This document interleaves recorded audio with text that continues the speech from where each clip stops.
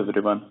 I'm Ankit Srivastava. I'm an assistant professor at Dharmshastra National Law University, Jabalpur, and also the guest speaker for the module 2 of your certification course on research methodology, which is provided by Into Legal World. And I would like to take this opportunity to thank them for calling me to take the lecture on the module, which covers objective research questions and hypotheses. Now, before we begin our lecture and before we start discussing about these major steps of objective research question and hypothesis, it is very important for you to have a basic understanding of what research is all about and what are the steps which are preceding these steps of objective research question and hypothesis. I'm pretty sure that you must be very clear that in any research, be it an article, be it a research paper, be it a dissertation, be it a thesis, there are some major steps involved which should be mentioned in the research, which should be done, which should be processed step by step. And these three topics, which we are going to cover in 25-30 minutes today, are one of the most important aspects of the any research proposal or any research or any synopsis, article, dissertation, anything. It is very important. So, before we begin with objectives, it is to be kept in mind that you should be very clear with what will be the title of your project. What will be the title of your research? Title should be very, very, very clear to you that what you want to do, and it should reflect in the title itself. Then, once you are very clear with the title, you have framed the title and you are done with it, then you go about framing the research problem. Now, when you frame a title, you are discussing, you can do a study, you can do a critical analysis, you can do a simple analysis of anything or, whatever. So you think of one title which interests you and frame a title rather. I will give you an assignment also at the end of this lecture in which I'll ask you to frame a title. Then you create a research problem out of it, that what is the exact problem which you are trying to deal in that title or in that project or in that research. That what is the problem according to you, what is the problem area which you will be researching upon in your project, thesis, dissertation, whatever. So this makes it really important for you to understand that what is the title and what is the research problem which is in our hands. Then you do the literature review. Now literature review again is very important. Why? Because it tells you the history of what work which is already being done in the area which you are trying to cover. Now, covering all the literature with respect to your research is impossible with the amount of data which we have today. But we try to do extensive literature review as much as possible. And according to that literature review, we get to know that what all has already been covered in this area, what is already being researched in this area. Now, according to that literature review, you can either agree to whatever has happened in the past research or you can disagree to it. When you are disagreeing to it and you are bringing in your unique idea or your unique outcome of a certain aspect, then that becomes your research, that you have done it, or this is your opinion, and on that opinion you will do your further study. So literature review really becomes very important with respect to the fact that who is agreeing with what you are trying to research and who is disagreeing with what you are trying to research, and you try to prove in your research that whatever you have taken up is what is the outcome of the research. So it is really, really important to first understand these three steps. First, framing a clear title, then framing a clear research problem, and then getting the literature review done. You need to read a lot before you start your research. The more you read, the better will be your outcome of the research. Please keep in mind.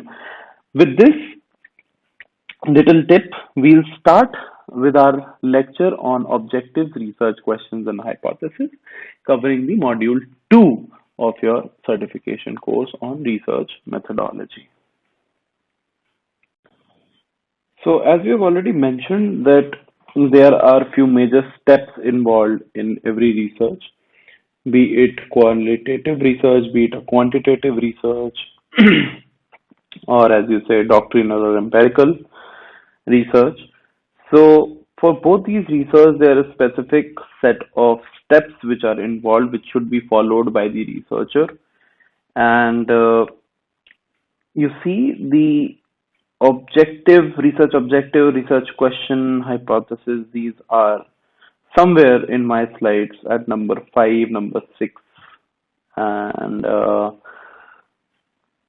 we'll be trying to study them, and you see that before them there are 4 steps which I have already told you, that there should be subject area and the title which should be there of the research which you have done, then the introduction part of your research, then the major problem which you are trying to cover in your research is also important. What has already been done in the area of research which you are trying to do, as we call it literature review. Then we come to research objectives. Research objectives.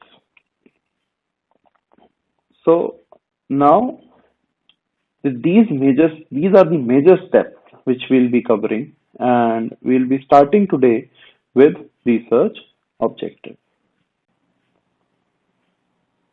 So before we start with objective, it is very important to see what is a research problem. As you have already seen in the previous slide that what are the major steps of a research, and herein I'd like to mention that all these steps are interlinked. You cannot skip even one and go to the next if you want a perfect research paper or if you want a perfect outcome of your research. It is very important for you to follow these steps and go one by one, step by step, and give time to each of these steps, and not jump to another step without performing the previous one. So it is really important. So before we kickstart with our objectives, it is important to see that what basically is a research problem. What I was trying to tell you was that you should be very clear with the title. Now, as you all are from different fields, so what you can do is you can think of a title in your mind, and then it will become really easy when we'll be talking about the lecture today. I have taken one example in these slides in this lecture according to my subject preference, and accordingly I'll be discussing. In the same way, I would like you to think of a title, think of a topic which you would want to research upon, and then you try and analyze that how far are you able to comprehend all these steps.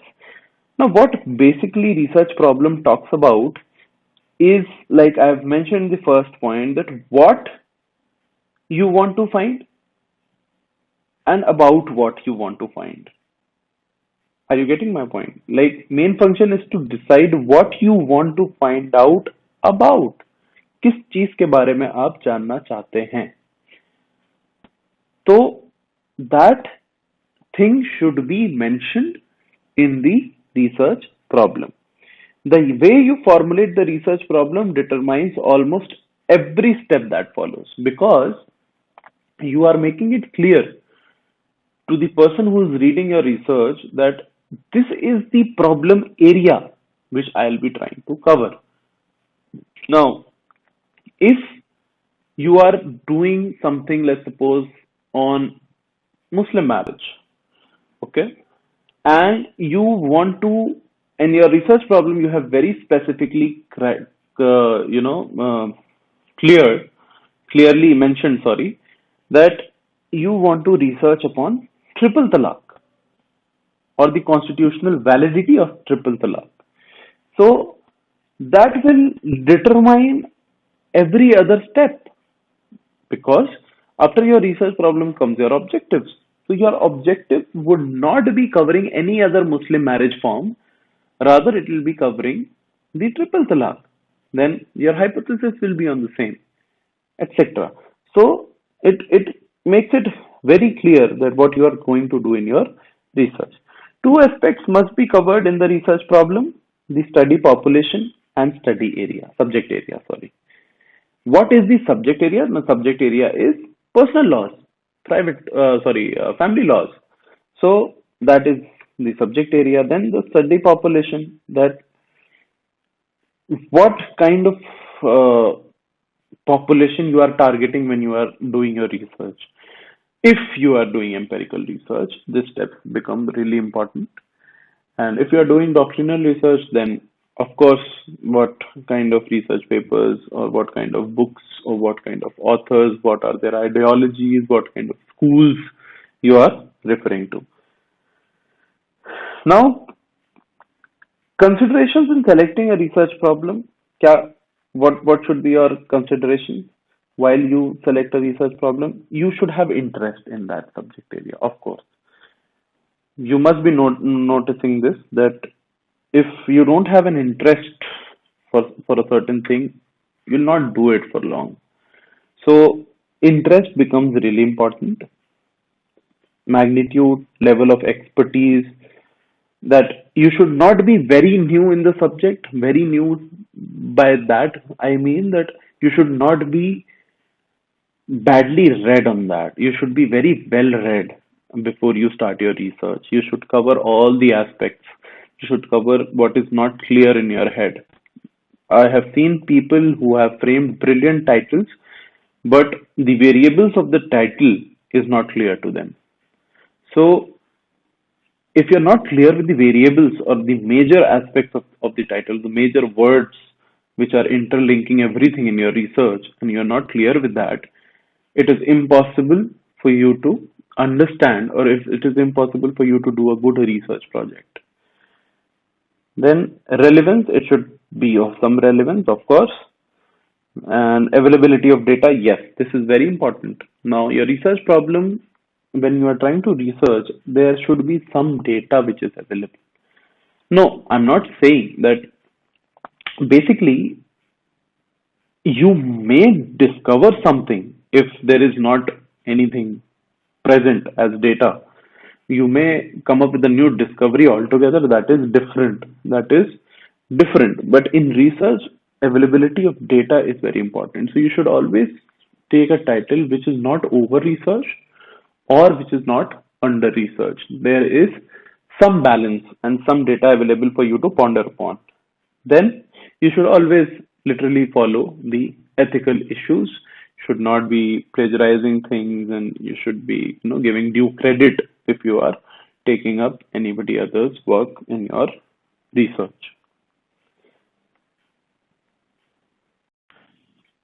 So objective of research is like the goal of your research, that what is the aim, why are you performing this research.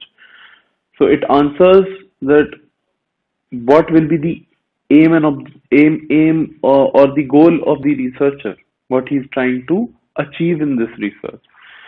Objectives make it very clear to the person who is reading your research that in what subject area or in what field you are trying to research, and what areas are you trying to cover, and these are your objectives. So accordingly, it becomes really important as a part of your research. So it makes it really important to keep it very clear and precise, whatever objectives you are putting, and because they inform the reader what you want to attain through the study. It is extremely important to word them clearly and specifically. Now, a lot of people say that you can divide the objectives into a main objective and sub objectives. Main objective being the overall statement of the thrust of your study, and sub objectives are specific aspects of the topic that you want to investigate within the main framework of your study. I personally feel, or I tell my students, or you all, I would like to tell you all also, that I prefer keeping objectives separate, as in not main or sub objectives, but I try to keep it for any study. I try to keep it minimum of five objectives because it, on a later stage, helps me to frame good research questions or hypotheses. So this is what I was taught when I was doing my post graduation, that we can go for different objectives, or you can, that if we have a study on a certain aspect, so we can create a minimum of five objectives. A minimum of standard five objectives is good in number. So you can create five objectives of that study which should cover everything which you have stated in the research problem. Your objectives are directly linked to your research problem. Your research problem should totally be covered in the five objectives which you are subdividing. After you have subdivided your objectives, or after you have chosen your objectives, after you have framed your objectives, then you go on to the next step. So framing of objectives becomes really important. Then now there is a way you write the objective. It is not that you can start with anything or any word. Objective should always start from the word to. Now, because you are telling that what you are going to do in the study. So either you are going to determine, or to study, to find out, to ascertain, to measure, to explore, etc. The wording of objectives determine the type of research and the type of research design you need to adopt to achieve them. Why am I saying so? Now, if you are doing a doctrinal research, a descriptive study, so you can, go for that you are studying or you are analyzing some report, something, case study. If you are trying to explore, doing some empirical field research, you are trying to measure, so or ascertain a fact, then that goes on with it. So it is very important that how you start your objective, it should always start with to, word to study, to find out, to determine, or whatever, etc. In order to get a right solution, a clearly defined objective is very important. A clearly defined objective directs the research in the right direction. A clearly defined objective are important features of a good research study. So, work hard on your objectives whenever you are going for your research. It will make you clear, guide you for the research, and also the person who is reading your research work. We have tried taking example uh, that if, let's suppose, that our topic or the title which we have taken is COVID-19 terror in India, competition law challenges. So this is a very tentative topic which I have taken. I've not properly framed it. So just for example, so COVID-19 terror in India, then colon, then I've written competition laws challenges. Now, how could you have written this title differently? Is that you could have uh, said that COVID-19 terror in India, colon, a critical analysis of competition laws in different jurisdictions, or mentioning different jurisdictions is a very broad aspect. So if you want to narrow it down, so you could have said COVID-19 terror in India, a critical analysis of competition laws in India, US, and EU, So it would have been more specific that which jurisdictions you are trying to cover. So that would have given a clearer picture that what you are going to do in the research. Now, with respect to the same, the research problem would have been with respect to COVID and how to tackle COVID and what are the challenges the market is facing, the economy is facing, and how the competition law is affected by all that. So, this could have been your research problem, and then we would have come to the objectives. Now, I have tried framing 2 3 objectives for you, and if you want you can expand on it, or you can take a title of your choice and write a few objectives on it. So I have said that the title is COVID-19 terror in India, competition law challenges. So I have kept in mind the Indian competition law challenges. So the first objective which I have taken is to study the impact of COVID on Indian market, that how the coronavirus is impacting the Indian market, then to understand the anti-competitive practices prevailing in the market during these times, because you all know that there was a price hike for sanitizers, masks, and if you all know about competition law, it makes it very clear that you cannot, you know, be doing anti-competitive practices in the market. And that is what Competition Commission of India is trying to curb. So that is why to understand the anti-competitive practices prevailing in the market during these times. Then to analyze the role of Competition Commission of India during such pandemics, that what and how should the CCI or the Competition Commission of India handle such situations in the pandemic. And there can be others also, but I've tried to frame three, and it could have been the next could have been to critically analyze the different jurisdictions of the world tackling such situations. So this could have been one more objective. So in the same way, you can frame your objectives for any title which you choose, but try and understand that research problems become really important in this in framing of the objective. Research problem should be very, very clear, and accordingly you will frame all the objectives. So, and also remember that you start with two to study, like I have mentioned, to study, to understand, to analyze. So this is the way how you frame the objectives. I hope that it is clear to you that how you frame your objectives. Now, coming to research questions, so once we have framed our objectives, we have framed our research problem, then our objectives, we come to research questions.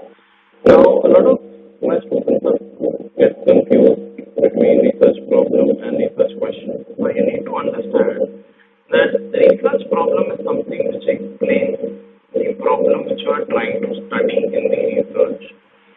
And according to your title. And research question is something which is linked, which is, like what all questions will you be answering in your research. That these are my objectives, and now I am putting up these questions which I'll be answering in the future or in my research. A lot of people say that you need to either write research questions or you need to either write hypothesis, or research question is a form of hypothesis in the form of a question. But I feel that objective research questions should be mentioned separately in any research project or thesis dissertation, whatever. And that is what I have been I have also been taught the same. So after you frame your objectives, it is very simple that according to the objectives, as I have already told you that I don't follow the criteria of main objectives and sub objectives. I try to keep it simple, 5 objectives, which tries and covers everything which I have mentioned in the research problem. And according to those research objectives, I try and frame my research questions. Like if in the previous example, if we see the COVID and the competition law challenges one, so the first objective which I mentioned was with respect to the conditions of the market, how the COVID is impacting the markets in India. So my research questions, my research question for this objective can be that what is the impact of coronavirus or COVID-19 on the markets in India? Because I want to study it. So my objective was to study it, and I have converted my objective into my research question. This is the way I'll frame. If I have framed five objectives, I'll frame five research questions out of those objectives, in which I'll try and answer everything covering the objective of my study. So I feel that objective and research questions are interlinked, and objective from your objectives you can frame your research questions. So as I've mentioned in this slide, that your research question should be clear and focused. In other words, the question should clearly state what the writer needs to do. That what the person who is researching needs to answer. So it should be very clear. Then now the question should not be too broad or too narrow. That you are, writing a question which is too broad to answer. Like, what are the issues in family law? Now, this question is too broad because in personal laws, in family laws, there are different personal laws for different religion, like Hindu laws, Muslim laws, then special laws. So all these things are really, really broad, or it should not be too narrow. Okay, that you are only covering something which is too narrow and it could not make a proper research also. So that is, or like only one section of one BER Act. I'm not saying that you cannot research on one section of it. There are theses on sections of BER Act, but such section which cannot be expanded in a form of a research. If you have taken up that section for your research, it will be an issue. So it should not be too broad or too narrow. Then it should not be too easy to answer, that you are answering in a yes or no, that question, that whether this will happen or not. This kind of question is wrong.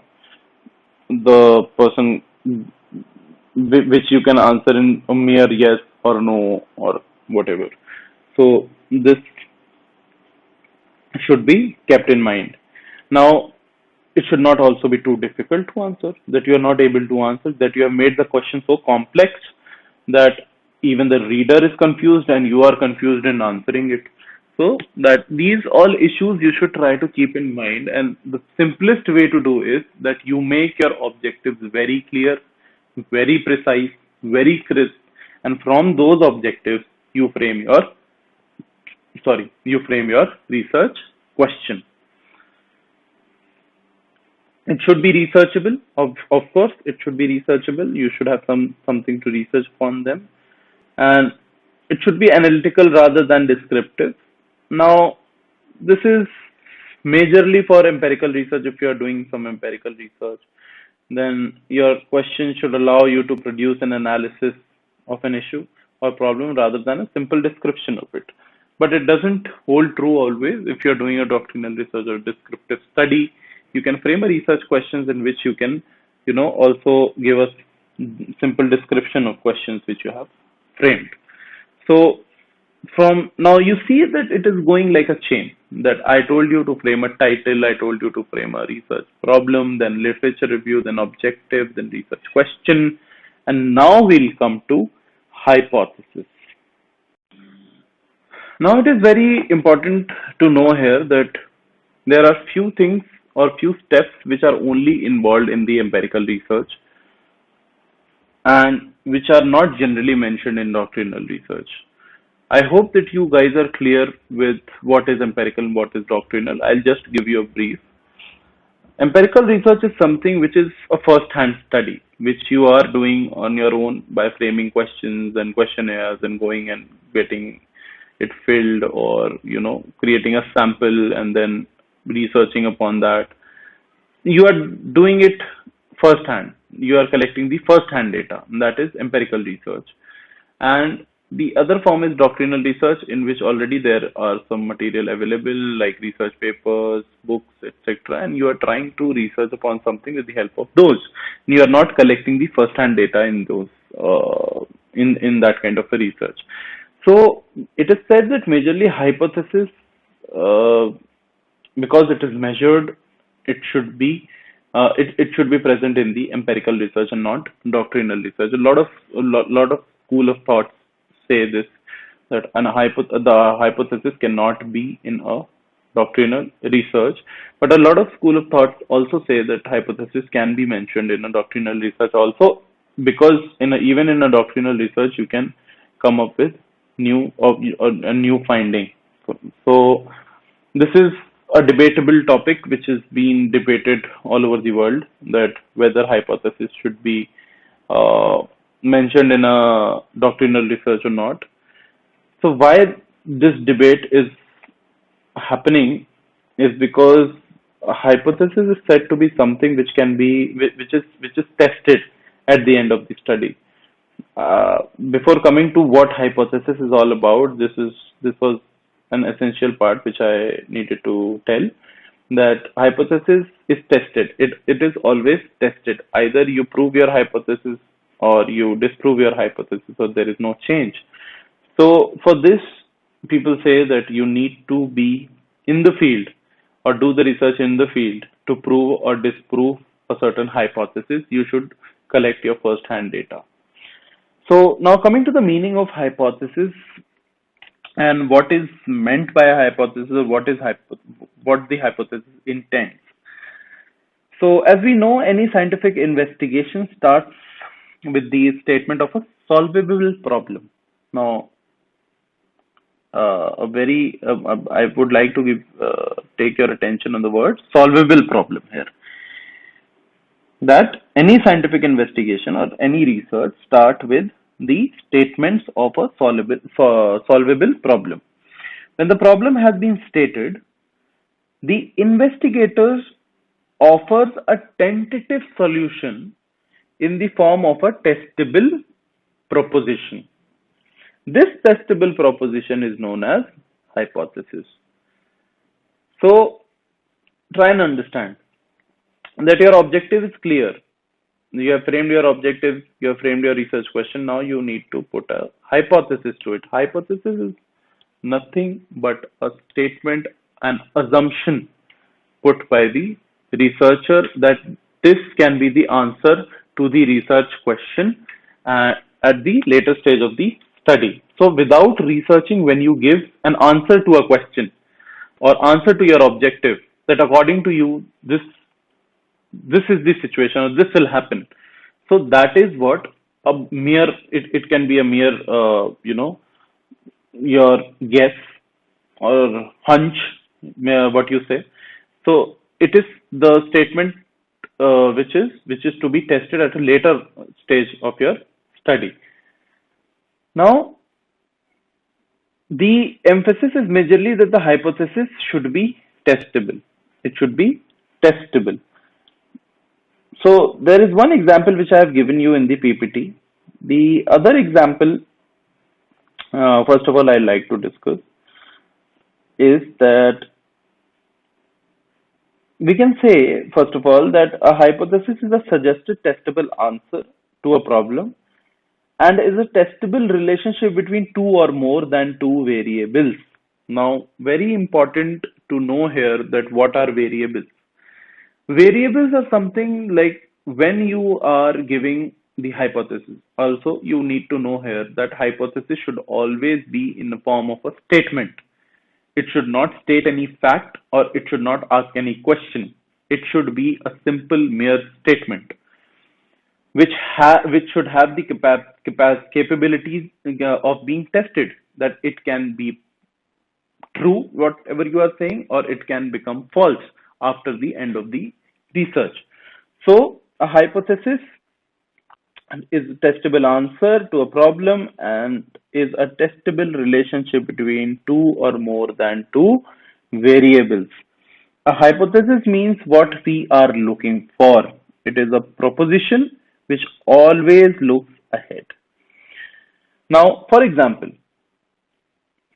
as you all know that M.A. Jinnah, the so-called champion of Muslim community, convinced the two-nation theory, in which he formulated a hypothesis that owing to religious differences, Muslims cannot coexist with Hindus.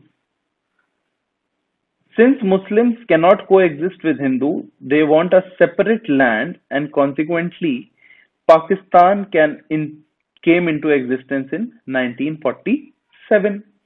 It was not any established theory, as all the Muslims have not supported this hypothesis, and just after 24 years in 1971, two nation theory died its own death when East Pakistan revolted against West Pakistan for political autonomy than religious binding.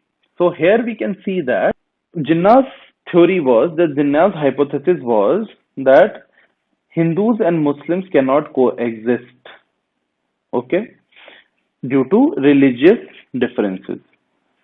They cannot coexist. But the hypothesis was false, as because in 1971 East Pakistan revolted against West Pakistan. We all know that then it was the formation of two different countries named Pakistan and Bangladesh. So hypothesis, this was just an example that hypothesis should be in a form of which can be tested. So coming to our example, we can compare, as I've mentioned in the PPT, that we can compare the economic policies of Modi government with Manmohan government, because these both governments were at the center, and the policies and the steps taken and the decision making, everything is compared with the another form of government which was there in the center. So we can do a comparison between them, but we cannot do a comparison between the policies of Modi government and with the policies of Mayawati government, which was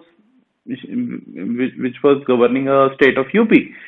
So a state's policy and a center's policy is quite different. So this any hypothesis with relation to which compares two different aspects or two different variables cannot be held to be correct, and it cannot be held to be testable.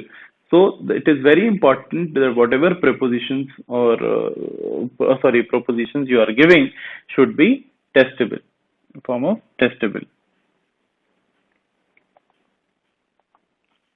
Now, discussing upon the variables aspect, let's take an example. That if we say that in times of coronavirus, work from home has increased the efficiency of the employees. That's it. That in the times of coronavirus, the work from home has increased the efficiency of employees of a company.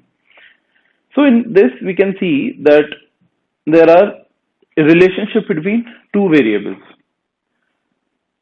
One variable can be that work from home, and the second variable can be efficiency.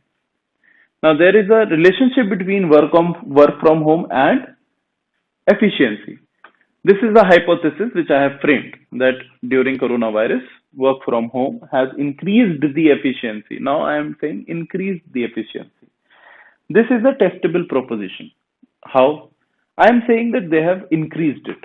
It has increased the efficiency. So when the research is now being conducted in the future, and I am collecting the data, and I'm filling up the questionnaires, I'm going to the management, and I'm also going to the employer, I'm going to the employees, I'm making different set of samples and collecting my data, and I later on I find out that yes, I was right, that it was indeed increasing the efficiency of the employees, or maybe it is possible that it was false. It was a false hypothesis, that it was not increasing, or it was decreasing, or was having no change.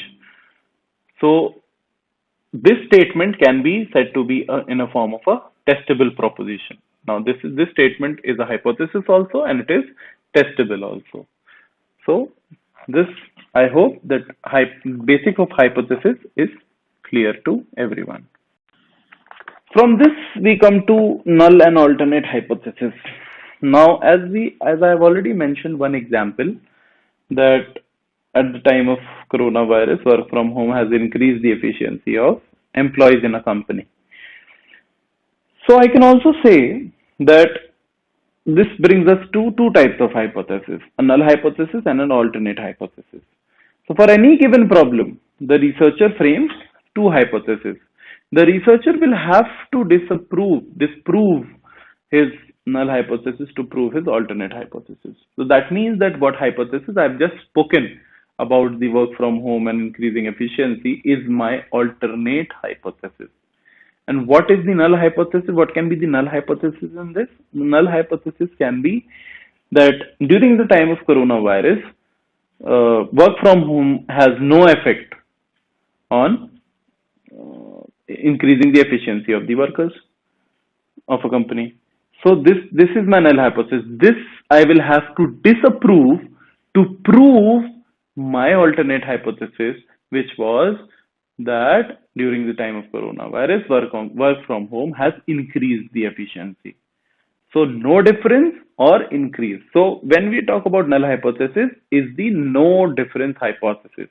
The researcher disapproves the null hypothesis to prove his or her alternate hypothesis. Okay, we denote null hypothesis from HO and alternate hypothesis from HA or H1 also.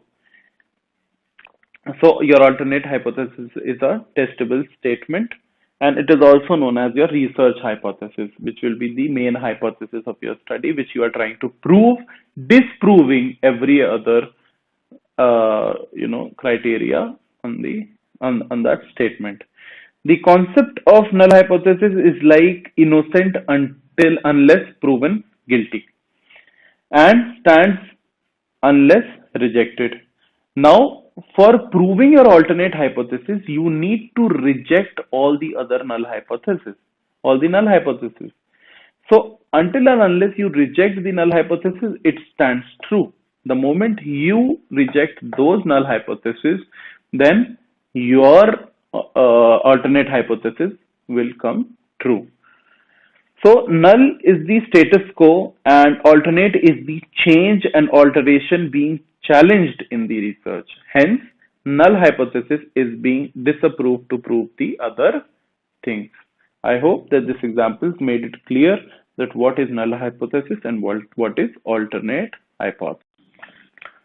So now, as we are on the topic of hypothesis, while framing the hypothesis, you can create a type 1 error or type 2 error during the research also. Now, I'll explain type 1 error and type 2 error with an example. Let's take this example that a large national-wide poll recently showed an unemployment rate of 39% in India.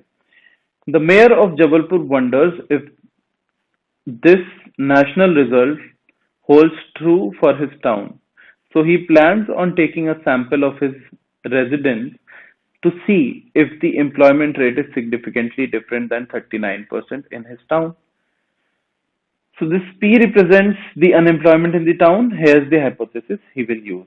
His null hypothesis is that it is equals to 39%, and his alternate hypothesis, which he's saying, is that it is not equal to 39%.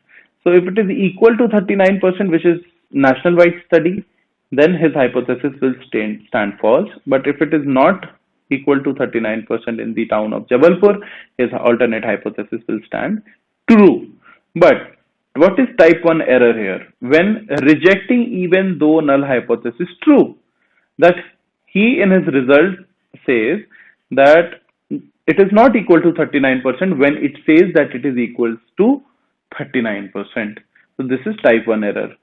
Type 2 error is when failing to reject null hypothesis even when it is false. Now there is some issues in your research and you find out that P is equals to 39%. That means your null hypothesis is true. But although we see or the research was done wrongly and it was that the P is not equals to 39%. So when you are failing to reject the null hypothesis even when it is false, it is not 39%, but still you are saying that it is 39%, then it is a type 2 error. So type 1 error is when rejecting even though your null hypothesis is true, and type 2 error is when failing to reject even though your null hypothesis is false. So this is the example of type 1 error and type 2 error. I hope typo error and type 2 error is clear.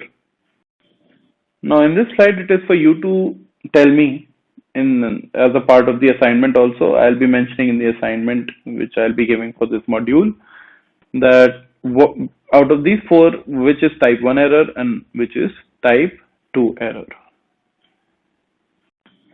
So I hope that these concepts of objective, research question, and hypothesis, and how it is linked with the other major steps of research is clear to you, and you are ready for module. You will be ready for module 3 after taking this lecture and also doing the assignments.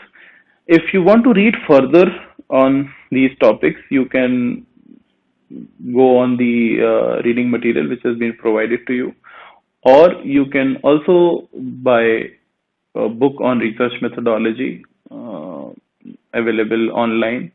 You can buy a simple book for reading and clearing your concepts. You can anytime ask any question which or doubt which you have, and I'll be very happy to clarify it. If you are going for a research proposal or a project and you want to clarify something with respect to it, I'll be more than happy to help you. So I once again thank Into Legal World for giving me this opportunity to discuss these topics with you, and thank you for your patient listening, and